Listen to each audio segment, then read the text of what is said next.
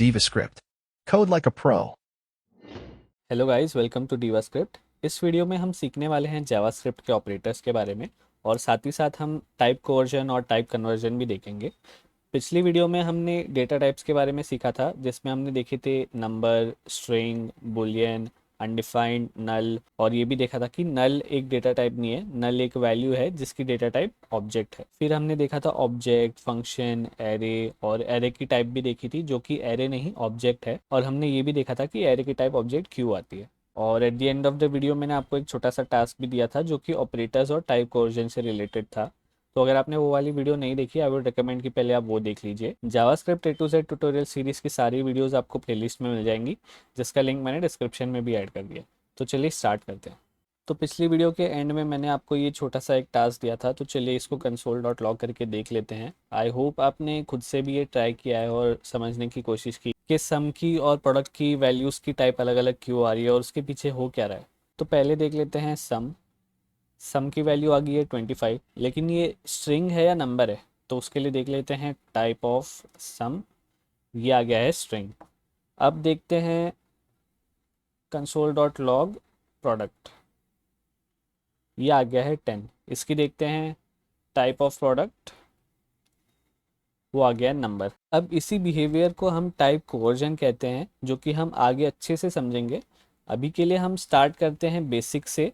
तो सबसे पहले देखते हैं कि एरिथमेटिक ऑपरेटर्स क्या होते हैं। तो एरिथमेटिक ऑपरेटर्स वो ऑपरेटर्स होते हैं जो किसी दो नंबर के बीच में कुछ ना कुछ ऑपरेशंस करने के लिए यूज़ होते हैं। और इसमें जो हमारे पास ऑपरेटर्स है वो है plus, minus, multiply, divide, modulus और पावर। तो चलिए कुछ बेसिक्स से एग्जांपल देख लेते हैं। दो वेरिएबल बना लेते हैं, a इक्वल्स टू 10 बना लिया और कॉन्स्ट b इक्वल्स टू 5 बना लिया। अब यहाँ पे मैंने कुछ ऑपरेशंस ऑलरेडी लिख दिए हैं, तो इसको एक एक करके एग्जीक्यूट करते हैं। सबसे पहले a प्लस बी देखते हैं, तो बाकी सब कुछ कमेंट कर देंगे और फाइल को सेव करके देखते हैं। a प्लस बी की वैल्यू आ गई है 15। अब देख लेते हैं a माइनस बी, जो कि आ गया है 5। अब देखते हैं a मल्टीप्लाइड बाई b, जो कि आ गया है 50। अब देखते हैं a डिवाइड बाई b, जो कि आना चाहिए 2। नेक्स्ट देखते हैं a मॉड्यूलस b। मॉड्यूलस का मतलब ये है कि a को आप b से डिवाइड करोगे तो उसका रिमाइंडर क्या आएगा। तो 10 से तो 5 डिवाइड हो जाता है, इसका रिमाइंडर आएगा 0। अब और कोई वैल्यू डाल के देखते हैं इसमें। पहले इसको कमेंट कर देते हैं और फाइल सेव करते हैं। तो ये a मॉड्यूलस b का आंसर अभी हमारे पास आया है। इसकी कोई ना कोई वैल्यू चेंज कर देते हैं हम, जैसे कर दिया मैंने 4। अब 4 जो है वो 10 को पूरी तरह डिवाइड नहीं करता। 4 टू ज़ा 8 होता है और 10 तक पहुंचने के लिए उसके पास 2 कम पड़ गया। इसका मतलब 2 जो है वो रिमाइंडर है। तो फाइल सेव करके चेक करते हैं, आंसर आ गया है 2। अब यहाँ पे डबल स्टार का मतलब होता है पावर। इसका मतलब हम a पावर b की वैल्यू console.log करना चाहते हैं। तो इसको फाइल सेव करके देखते हैं। तो यहाँ पे a पावर b की कंप्यूटेड वैल्यू आ गई है, जो कि है 10 पावर 4। तो यहाँ पे कमेंट में भी लिख लेते हैं remainder after a divide by b। यहाँ पे लिख लेते हैं a पावर b। तो ये हो गए हमारे अरिथमेटिक ऑपरेटर्स। इसको कर देते हैं कमेंट, इसको भी कर देते हैं कमेंट। नेक्स्ट देखते हैं असाइनमेंट ऑपरेटर्स। ये मोस्टली अरिथमेटिक ऑपरेटर्स की तरह ही है, लेकिन इसमें छोटा सा डिफरेंस ये है कि हम कुछ ऑपरेशन करते टाइम ही किसी वेरिएबल में कुछ ना कुछ वैल्यू असाइन कर रहे होते हैं। तो यहाँ पे अगर मैं लिखूँ लेट x इक्वल्स टू 5, नीचे पहले console.log कर लेते हैं x, फाइल को सेव की, आंसर आया 5। अब इस पे कुछ ना कुछ असाइनमेंट ऑपरेशन करते हैं। पहले मैं बिना असाइनमेंट ऑपरेटर्स को यूज़ करे ही सेम रिजल्ट लाके आपको दिखाता हूँ। तो मैं अगर लिखूँ x equals to x plus 5, तो आंसर क्या आना चाहिए 10।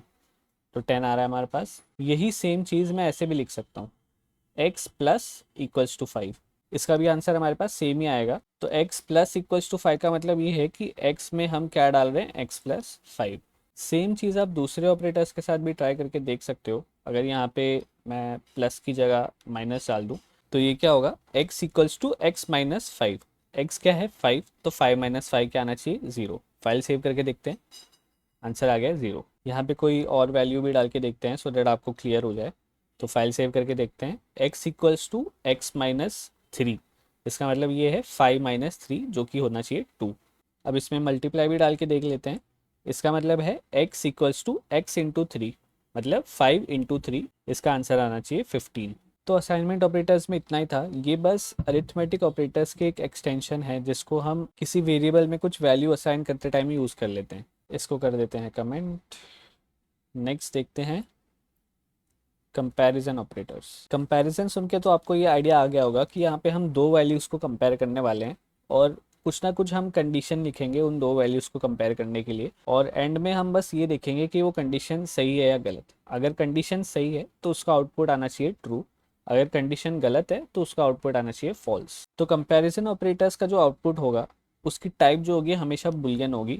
इसका मतलब ये है कि जहाँ पे भी आपने कंपैरिजन ऑपरेटर यूज़ कर लिया वहाँ पे उसका आउटपुट जो है या तो ट्रू होगा या तो फॉल्स होगा। तो यहाँ पे फिर से दो अलग अलग वैल्यूज़ ले लेते हैं। Const a equals to 5, const b equals to 4। सबसे पहले देखते हैं इक्वालिटी ऑपरेटर। तो इक्वालिटी ऑपरेटर लिखने के लिए हम डबल इक्वल्स टू लिखते हैं। तो ये बस ये चेक कर रहा है कि a b के इक्वल है या नहीं। तो फाइल सेव करके देखते हैं, आ गया है फॉल्स। इसका मतलब a b के इक्वल नहीं है, जो कि हमें पता है 5 इक्वल्स टू 4 नहीं होता। अब b को भी मैं 5 कर देता हूँ, फाइल सेव करते हैं, अब आ गया है ट्रू। अब यहाँ पे मैं अगर b को स्ट्रिंग में 5 बना दूँ तो a भी 5 है, b भी 5 है, लेकिन स्ट्रिंग में। फाइल सेव करके देखते हैं, इसका आंसर भी ट्रू ही आएगा। तो यहाँ पे क्या हो रहा है, जब आप डबल इक्वल टू यूज़ कर रहे हो यानी कि इक्वालिटी ऑपरेटर यूज़ कर रहे हो तो वो वैल्यूज़ की टाइप नहीं चेक करता। अगर मैं यहाँ पे स्ट्रिंग में 4 लिख दूँ तब फॉल्स आएगा, लेकिन मैं स्ट्रिंग में 5 लिख दूँ तो फिर से ट्रू आ जाएगा। तो अगर आपको ये भी चेक करना है कि a और b की टाइप भी सेम होनी चाहिए और वैल्यू भी सेम होनी चाहिए, तो आप ट्रिपल इक्वल टू का यूज़ कर सकते हैं। इसे हम कहते हैं स्ट्रिक्ट इक्वालिटी ऑपरेटर। तो यहाँ पे मैं एक और इक्वल्स टू डाल देता हूँ, तो अब हमारे पास आ जाएगा फॉल्स, क्योंकि a 5 है, b भी 5 है, लेकिन b स्ट्रिंग में 5 है और a नंबर में 5 है। तो डबल इक्वल टू के केस में तो वो ट्रू आ जाएगा, लेकिन ट्रिपल इक्वल टू के केस में वो टाइप भी चेक करेगा। जब वो टाइप चेक करेगा तो उसको पता चल जाएगा कि a की टाइप नंबर है, b की टाइप स्ट्रिंग है, ये दोनों इक्वल नहीं है, तो आ जाएगा फॉल्स। तो जैसे हम इक्वल टू चेक कर रहे हैं वैसे हम नॉट इक्वल टू भी चेक कर सकते हैं। तो नॉट इक्वल्स टू चेक करने के लिए हम सबसे पहले यहाँ पे डाल देते हैं एक्सक्लेमेशन मार्क। एक्सक्लेमेशन मार्क को हम नॉट कहते हैं। तो ये बेसिकली क्या चेक करेगा, a not equal to b। इसका मतलब ये चेक करेगा कि a और b की टाइप भी अलग है और वैल्यू भी अलग है या नहीं। अगर a और b की टाइप और वैल्यू दोनों अलग है तो इसका आंसर आना चाहिए ट्रू। अगर मैं लास्ट में से एक इक्वल टू हटा दूं तो अब ये टाइप चेक नहीं करेगा। अब ये चेक करेगा कि a और b की बस टाइप के बिना वैल्यू सेम है या नहीं। हमने यहाँ पे लिखा है a not equals to b, लेकिन बिना टाइप चेक किए। तो जब ये टाइप चेक नहीं करेगा तो a भी 5 है, b भी 5 है, सिर्फ टाइप डिफरेंट है, लेकिन यहाँ पे अभी ये टाइप चेक नहीं कर रहा। तो a इक्वल्स टू b होना चाहिए, a इक्वल्स टू b है, लेकिन यहाँ पे हम क्या कंडीशन लिख रहे हैं, a not equals to b। तो a not equals to b तो फॉल्स होना चाहिए, राइट। तो फाइल सेव करके भी देख लेते हैं इसको, ये आ जाएगा फॉल्स। तो बेस्ट प्रैक्टिस तो यही रहेगी कि आप हमेशा टाइप चेक करें। तो अगर आपको चेक करना है कि दो वैल्यूज सही में सेम है या नहीं, उसको आप ट्रिपल इक्वल्स टू लगा के चेक कर सकते हैं, तो यहाँ पे आ जाएगा फॉल्स। और अगर आप ऑपोजिट कंडीशन चेक करना चाहते हैं तो यहाँ पे आप नॉट लगा सकते हैं, जिसका आंसर आ जाएगा ट्रू। तो ये तो हो गए इक्वल टू और not equal to operators. Next देखते हैं less than greater than operators. तो यहाँ पे मैंने b की वैल्यू चेंज कर दी है। अब मैं ट्राई करता हूँ यहाँ पे कंडीशन चेक करने की कि क्या a b से बड़ा है। तो यहाँ पे मैं लिखता हूँ a ग्रेटर देन b। इसके एनालिसिस हम पहले ही कर लेते हैं। a 5 है, b 7 है, मतलब a b से छोटा है, a b से बड़ा नहीं है, तो इसका आउटपुट आना चाहिए फॉल्स। फाइल सेव करके देखते हैं, आउटपुट आ गया है फॉल्स। सेम यहाँ पे मैं अगर लेस देन डाल दूँ, इसका मतलब हम ये चेक कर रहे हैं कि क्या a b से छोटा है। तो जैसा कि हम देख सकते हैं, हाँ a b से छोटा है, तो इसका आंसर आना चाहिए ट्रू। फाइल सेव करके देख लिया हमने, आंसर आ गया है ट्रू। अब मैं अगर b को भी 5 कर दूँ, इसका मतलब ये है कि a और b की वैल्यू सेम है। तो इस केस में क्या a b से छोटा है, नहीं, तो इसका आंसर आना चाहिए फॉल्स। इसका आंसर आ गया है फॉल्स। अब आपको अगर ये चेक करना है कि a या तो छोटा हो या तो इक्वल हो b से, इसका मतलब ये है कि a less than equal to b, तो यहाँ पे बस आप एक और इक्वल टू डाल दीजिए।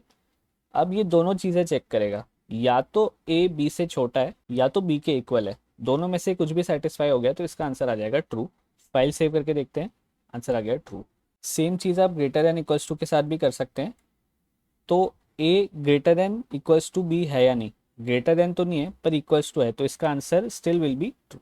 लेकिन जैसे ही हम इक्वल्स टू हटा दें तो अब ये फॉल्स आएगा, क्योंकि a b से बड़ा नहीं है। तो जब हम a को b से बड़ा बना दे अब ये ट्रू आना चाहिए। अब हम अगर यहाँ पे इक्वल टू भी लगा दे तो भी आंसर ट्रू ही आएगा, क्योंकि ये क्या चेक कर रहा है, या तो ए बी से बड़ा हो या तो इक्वल हो। तो इस केस में हमारे पास ए बी से बड़ा है। फाइल को सेव करके देखते हैं, यहाँ पे भी आंसर ट्रू ही आएगा। तो इसी के साथ हमारा कंपैरिजन ऑपरेटर्स भी हो गया है कंप्लीट। कंपैरिजन ऑपरेटर्स में हमने एक इम्पॉर्टेंट चीज़ सीखी थी कि double equals to equality operator doesn't check type, triple equals to operator checks type. तो ये हमेशा एक बेस्ट प्रैक्टिस रहेगी कि जब भी आप दो वैल्यू को कंपेयर करके ये देखना चाहते हैं कि क्या वो इक्वल है या नहीं, तो हमेशा आपको ट्रिपल इक्वल्स टू का ही यूज़ करना है, क्योंकि वो दोनों वैल्यूज़ की टाइप भी चेक करता है। नेक्स्ट देखते हैं लॉजिकल ऑपरेटर्स। तो लॉजिकल ऑपरेटर्स वो होते हैं जो दो बुलियन वैल्यूज़ को कंपेयर करके एक आउटपुट निकालते हैं जिसका आउटपुट भी बुलियन ही होता है। इसमें तीन तरह के ऑपरेटर्स होते हैं, एक होता है एंड, एक होता है और एक होता है नॉट। तो एंड को हम इस तरीके से लिखते हैं डबल एंड का सिंबल डाल के, और को हम इस तरीके से लिखते हैं, और नॉट को इस तरीके से लिखते हैं। तो चलिए एग्जांपल्स देख लेते हैं। दो वेरिएबल्स बनाता हूँ फिर से, const A equals to true और const B equals to false. अब सबसे पहले समझते हैं एंड ऑपरेटर को। तो मैं कंसोल डॉट लॉग में लिखता हूँ ए एंड बी। तो एंड ये चेक करता है कि क्या ए और बी दोनों ट्रू है। अगर दोनों ट्रू है तो उसका आउटपुट आएगा ट्रू। अगर दोनों में से कोई एक भी फॉल्स है तो उसका आउटपुट आएगा फॉल्स। तो हम फाइल सेव करके देखते हैं, तो इसका आउटपुट आ चुका है फॉल्स। क्यों? क्योंकि बी फॉल्स है। अगर मैं बी को भी ट्रू कर दूं तो इसका आउटपुट आना चाहिए ट्रू। ये ट्रू इसी केस में आएगा जब ए और बी दोनों ट्रू हो, बाकी सारे केस में इसका आउटपुट आएगा फॉल्स। तो वो सारे कॉम्बिनेशन आप खुद ट्राई करके एक बार देख सकते हैं। नेक्स्ट हम देखते हैं और ऑपरेटर। तो ए और बी का मतलब क्या है कि या तो ए ट्रू हो जाए या तो बी ट्रू हो जाए। दोनों ट्रू होने की ज़रूरत नहीं है। इस केस में तो हमारे पास दोनों ट्रू है। अभी फाइल सेव करके देखते हैं तो आंसर ट्रू ही आएगा। लेकिन अगर मैं बी को फॉल्स कर दूं तो भी आंसर ट्रू ही आएगा, क्योंकि और ऑपरेटर को सिर्फ एक ही वैल्यू ट्रू चाहिए। लेकिन इसको एटलीस्ट एक वैल्यू ट्रू चाहिए जिससे कि इसका आउटपुट ट्रू आ सके। अगर दोनों ही वैल्यूज़ फॉल्स है, सिर्फ उसी केस में इसका आउटपुट जो है फॉल्स आएगा। तो मैं अगर दोनों को फॉल्स कर दूं तब इसका आउटपुट आएगा फॉल्स। तो एंड ऑपरेटर जो है वो सिर्फ उस केस में ट्रू आता है जब दोनों वैल्यूज ट्रू हो, और ऑपरेटर सिर्फ उस केस में फॉल्स आता है जब दोनों वैल्यूज फॉल्स हो। अब इसमें ये ज़रूरी नहीं है कि सिर्फ आप दो ही वैल्यूज के साथ लॉजिकल ऑपरेटर्स को यूज़ कर सकते हो। आप जितने चाहे उतने वेरिएबल्स के साथ कंपैरिजन कर सकते हो। तो यहाँ पे मैंने एक और वेरिएबल बना दिया सी, जिसको मैं दे देता हूँ ट्रू।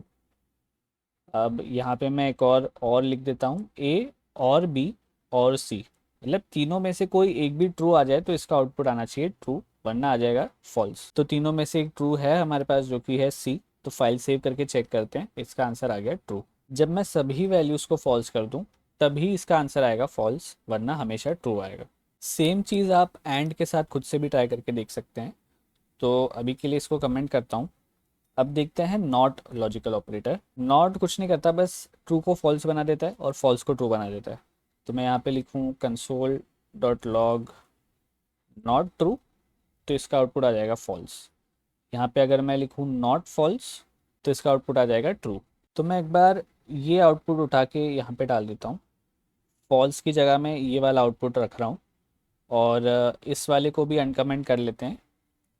तो यहाँ पे बस मैंने नीचे वाले कंसोल में ऊपर वाली वैल्यू का नॉट लगा दिया है। तो अगर आप फाइल सेव करके देखते हैं तो ऊपर आ रहा है फॉल्स, नीचे आ रहा है ट्रू। अब कुछ ए बी सी की कुछ वैल्यूज़ चेंज करके देखते हैं जिससे कि कंसोल डॉट लॉग की वैल्यू चेंज हो। अभी कंसोल डॉट लॉग की वैल्यू आ रही है फॉल्स, तो मैं किसी भी एक को ट्रू कर देता हूँ।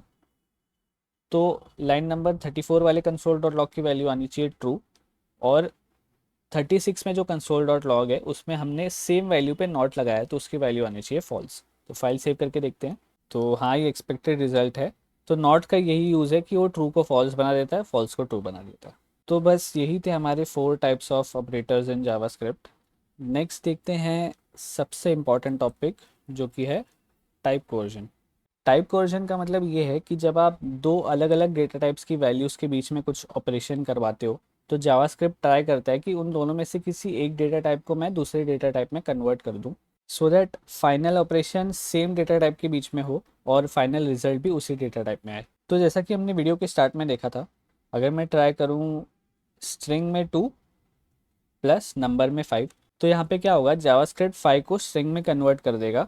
अब जब 5 स्ट्रिंग में हो गया तो उन दोनों स्ट्रिंग को कॉन्कैटिनेट कर देगा, मतलब 2 + 5 हो जाएगा 25। तो ये आ गया है 25, और ये 25 जो है वो एक स्ट्रिंग है, नंबर नहीं है। तो अगर मैं यहाँ पे कर दूँ मल्टीप्लाई, अभी क्या करेगा, 2 को नंबर में कन्वर्ट कर देगा, फिर उसको 5 से मल्टीप्लाई कर देगा। तो फाइल सेव करके देखते हैं, इसका आंसर आ गया है 10। क्यों? क्योंकि 2 को इसने नंबर में कन्वर्ट कर दिया, और 2 × 5 का आंसर आ गया है 10। ऐसे ही कुछ और एग्जाम्पल्स मैं आपको दिखाता हूँ। फर्स्ट वाला एग्जाम्पल तो आपको पता ही है, ये नंबर को स्ट्रिंग में कन्वर्ट कर देगा। सेकेंड वाले एग्जाम्पल में हम सब्ट्रैक्ट कर रहे हैं, तो सब्ट्रैक्ट हम स्ट्रिंग के साथ नहीं कर सकते। सब्ट्रैक्ट एक ऐसा ऑपरेशन है जो सिर्फ नंबर में पॉसिबल है। तो स्ट्रिंग और नंबर वाले ऑपरेशंस में अगर प्लस है आपके पास, तो जावास्क्रिप्ट नंबर को स्ट्रिंग में कन्वर्ट करेगा, क्योंकि उस केस में वो स्ट्रिंग में कंकैटिनेट कर सकता है। लेकिन बाकी सारे ऑपरेशंस जैसे कि मल्टीप्लाई, माइनस, डिवाइड, वो स्ट्रिंग के साथ नहीं हो सकते। उसके लिए आपको नंबर में कन्वर्जन करना ही पड़ेगा। तो स्ट्रिंग 5 - 1 के केस में क्या होगा, स्ट्रिंग वाले 5 को वो नंबर में कन्वर्ट कर देगा, और फिर -1 करेंगे तो 4 आएगा। और नेक्स्ट एग्जांपल के लिए मैं यहाँ पे एक और चीज़ आपको बताता हूँ कि जावास्क्रिप्ट के लिए ट्रू जो होता है वो 1 होता है, और फॉल्स जो होता है वो 0 होता है। और अपोजिट सेंस में देखें तो 0 जो होता है वो तो फॉल्स होता ही है, लेकिन 0 के अलावा कुछ भी हो, जैसे कि 1 हो, -1 हो, -2 हो, 10 हो, कोई भी नंबर हो, वो ट्रू होता है। तो यहाँ पे ये ट्रू की टाइप चेंज करके नंबर कर रहा है, और नंबर में जो इसकी वैल्यू है वो है 1। तो 1 + 1 क्या हो जाएगा, 2। बाकी तीनों एग्जांपल्स के जो आंसर्स है, मैं चाहता हूँ कि इसके एक्सप्लेनेशंस आप कमेंट सेक्शन में लिखें। इसको ट्राई कीजिए खुद से समझने की, और हर एक केस में जो भी आंसर आ रहा है वो क्यों आ रहा है वो आप कमेंट सेक्शन में लिख के बताइए। तो फाइल को सेव करके देखते हैं सारे आंसर्स। यहाँ पे आप == डाल के भी देख सकते हैं कि क्या आंसर आ रहा है। तो चलिए इसको कर देते हैं कमेंट। नेक्स्ट देखते हैं टाइप कन्वर्जन। टाइप कन्वर्जन और टाइप कोवर्जन में बस एक ही डिफरेंस है कि टाइप कोवर्जन खुद से होता है, जावास्क्रिप्ट खुद करता है, और टाइप कन्वर्जन हम करते हैं। हर एक टाइप की वैल्यू को दूसरे टाइप में कन्वर्ट करने के लिए हमारे पास कुछ मेथड्स होते हैं। जैसे कि एक वैल्यू है 1 2 3, इसको console.log करेंगे तो नंबर के फॉर्म में ही आएगा, लेकिन इसके आगे अगर मैं लिख दूँ स्ट्रिंग ऑफ 1 2 3, तो इसका आंसर आ जाएगा स्ट्रिंग में 1 2 3। वैसे ही 1 2 3 अगर स्ट्रिंग में 1 2 3 होता, और स्ट्रिंग की जगह मैं लिख देता नंबर, तो ये क्या करेगा, स्ट्रिंग 1 2 3 को नंबर में कन्वर्ट कर देगा। तो फाइल सेव करके चेक करते हैं, अब नंबर में 1 2 3 हमारे पास आ गया। अब आई नो आपके मन में क्या सवाल आ रहा है, यहाँ पे अगर मैं कोई अल्फ़ाबेट डाल दूँ तो इसका आंसर आएगा नॉट अ नंबर। अब आपको थोड़ा समझ में आ रहा होगा कि नॉट अ नंबर की टाइप नंबर क्यों है। ऐसे ही कुछ और एग्जांपल्स मैंने यहाँ पे लिख दिए हैं, एक एक करके ट्राई कीजिए समझने की कि हर एक कन्वर्जन में जो वैल्यू आ रही है वो क्यों आ रही है। तो रिज़ल्ट आपके सामने है, आपको बस एक एक करके एनालाइज करना है कि ये रिज़ल्ट क्यों आया है। बहुत ईजी है, बस नीचे के 2 वैल्यूज़ जो है उसमें शायद आपको कन्फ्यूजन होगा, तो ये मैं अभी आपको समझाता हूँ। इसको अच्छे से समझने के लिए जावास्क्रिप्ट में एक कॉन्सेप्ट है जिसको हम कहते हैं ट्रूथी एंड फॉल्सी वैल्यूज़। इसका मतलब ये है कि देर आर सम वैल्यूज़ जो कि अपने आप में ट्रू या फॉल्स तो नहीं है, लेकिन उनका नेचर ट्रूथी या फॉल्सी है। जैसे कि एक सिंपल एग्जांपल है एम्प्टी स्ट्रिंग। एम्प्टी स्ट्रिंग एक फॉल्सी वैल्यू है, मतलब उसमें कुछ नहीं है, तो वो एक फॉल्स वैल्यू को रिप्रेजेंट करता है। जबकि हाई एक एम्प्टी स्ट्रिंग नहीं है, कुछ ना कुछ वैल्यू है उसमें, तो उसका नेचर जो है वो ट्रूथी है। तो जावास्क्रिप्ट में ऐसी 7 फॉल्सी वैल्यूज़ है। इन 7 फॉल्सी वैल्यूज़ के अलावा सारी वैल्यूज़ ट्रूथी होती हैं। तो ये फॉल्सी वैल्यूज़ कौन कौन सी है, सबसे पहले ऑफ कोर्स है फॉल्स, उसके बाद 0, -0, 0n। 0n का जो डेटा टाइप है वो है बिग इंट। नेक्स्ट आता है एम्प्टी स्ट्रिंग, फिर आता है अनडिफाइंड, फिर नल, और at last not a number. तो एक बार के लिए इसको कमेंट कर देते हैं। अब इन सातों वैल्यूज़ में से किसी भी वैल्यू का आप बूलियन इक्विवेलेंट console.log करके देखिए तो वो फॉल्स ही आएगा। तो मैं बुलियन ऑफ 0 करके देखता हूँ, वो आएगा फॉल्स। वैसे ही boolean of empty string, undefined, null, not a number, सब कुछ फॉल्स आएगा। और इन 7 वैल्यूज़ के अलावा जो भी जितनी भी वैल्यूज़ है सब ट्रूथी होती है। तो मैं कुछ स्ट्रिंग में अगर मैं लिख दूँ तो उसका आंसर आएगा ट्रू। इन सातों के अलावा मैं कुछ भी लिख दूँ यहाँ पे 1 2 3, उसका भी आंसर आएगा ट्रू। तो ऐसी तो इनफाइनाइट पॉसिबिलिटीज़ मिल जाएंगी आपको ट्रूथी वैल्यूज़ की। लेकिन यहाँ पे जो इंपॉर्टेंट है याद रखना कि फॉल्सी वैल्यूज़ कौन सी होती है। ये अगर आपको याद है तो ट्रूथी वैल्यूज़ याद करने की आपको ज़रूरत नहीं है, बस इतना आपको पता होना चाहिए कि फॉल्सी वैल्यूज़ क्या होती है। अब ये ट्रूथी और फॉल्सी का कॉन्सेप्ट जो है वो मोस्टली कंडीशनल स्टेटमेंट्स में यूज़ होता है। जिसमें हम एक पर्टिकुलर कंडीशन को चेक करके देखते हैं कि क्या वो कंडीशन ट्रू है या फॉल्स है, और उसके बेसिस पे हम कुछ ना कुछ एक्शन परफॉर्म करते हैं। तो इसके बारे में डिटेल में हम नेक्स्ट वीडियो में सीखेंगे। अभी के लिए अगर आपको बस इतना आइडिया आ गया है कि कुछ कुछ वैल्यूज़ ऐसी होती है जावास्क्रिप्ट में जिनका नेचर फॉल्स ही होता है, और बाकी सारी जो वैल्यूज़ होती है उनका नेचर ट्रूथ ही होता है, तो आज के लिए काफ़ी है। तो इसी के साथ हमारे सारे ऑपरेटर्स, टाइप कन्वर्जन और टाइप कोर्जन हो जाता है कंप्लीट। वीडियो एंड करने से पहले यहाँ पे कुछ और एग्जांपल्स है जो मैं चाहता हूँ कि आप खुद से ट्राई करें, और इनके आंसर्स जो है वो आप मुझे कमेंट सेक्शन में लिख के बताइए। हर एक एग्जाम्पल का जो भी आउटपुट आ रहा है, जो भी वैल्यू आ रही है, उसको समझने की ट्राई कीजिए कि वो क्यों आ रही है, क्योंकि जब आप ये खुद से ट्राई करके समझने की कोशिश करोगे तो ये आप कभी भूलोगे नहीं, आपको हमेशा याद रहेगा कि इसके पीछे का लॉजिक क्या है। तो आज के वीडियो के लिए इतना ही। आई होप आपको सब कुछ अच्छे से समझ में आ गया है। अगर आपको वीडियो अच्छा लगा है तो लाइक कर दीजिए, कुछ डाउट हो तो आप कमेंट कर सकते हैं, और आपके और भी दोस्त जो जावास्क्रिप्ट सीखना चाहते हैं उनके साथ ये वीडियो शेयर भी कर दीजिए। मिलते हैं नेक्स्ट वीडियो में, तब तक के लिए कीप कोडिंग, कीप लर्निंग।